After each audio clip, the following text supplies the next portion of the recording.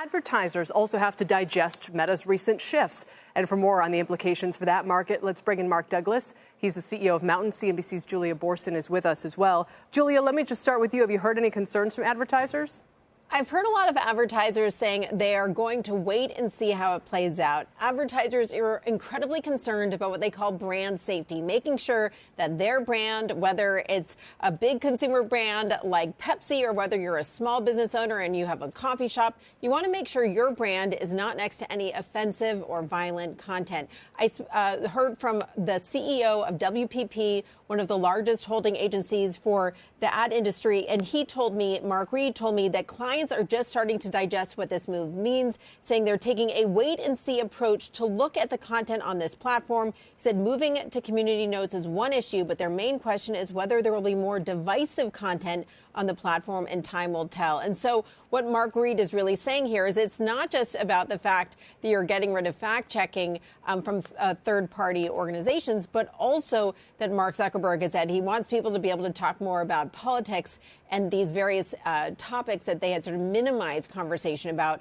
What happens when you have more political conversation on Meta as platforms? Are you going to want to be there if you're a big brand? Mark, that's kind of how we got to this point with the fact checkers and all of that, because it was a lot of advertisers who really pressed this issue against Facebook and other platforms. You go back several years now.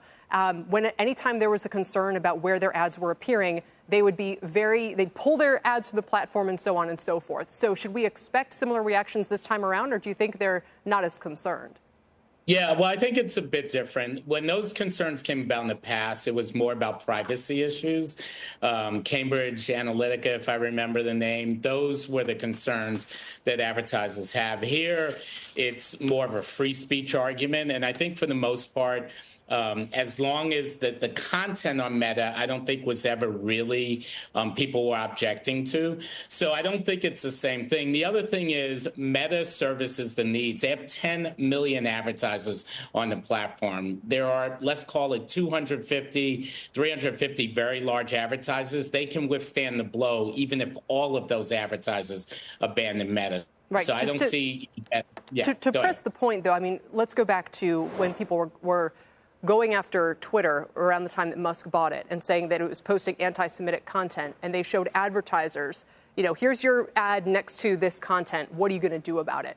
I have to imagine a similar phenomenon is going to happen with Meta now. And Meta is already in trouble because on Instagram and other platforms, they can't fully get rid of a lot of the bad stuff, the child pornography and all the rest of it. So what are they going to do the first time someone comes and says, I just saw this ad appearing next to maybe not that content, hopefully, but some kind of objectionable content? Yeah, so that's the risk with user-generated content in general. But I think the announcement from Zuckerberg is not that they're going to allow offensive content on their platform, is that the way in which they make sure that content is not there is being changed. There's no wholesale move towards allowing, very offensive or even worse content on Meta. And so I think advertisers are probably going to basically learn that they're okay. And also on top of that, they just honestly don't have another place to go. Meta plays a huge role in performance advertising.